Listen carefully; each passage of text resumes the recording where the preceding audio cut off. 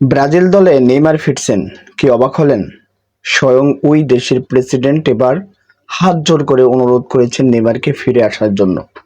Coach Carlo আনচেলত্তিও বলেছেন এবার তিনি নেইমারকে দিয়ে নতুনভাবে শুরু করতে চান।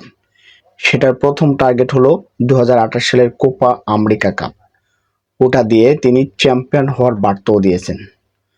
ব্রাজিল 2014 সাল থেকে বলছে চ্যাম্পিয়ন হবে হবে হতে পারছে না। নেইমারের ইনজুরি, বিভিন্ন ধরনের সমস্যা।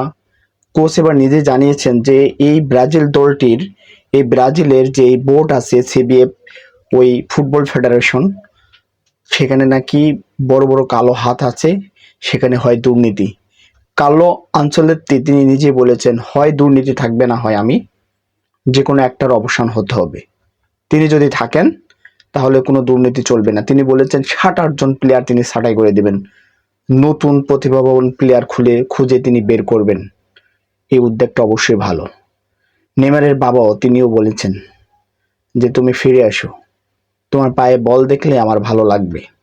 নেইমার খুব শীঘ্রই হয়তো সেই সুসংবাদটি দিতে পারেন তার জাতির জন্য।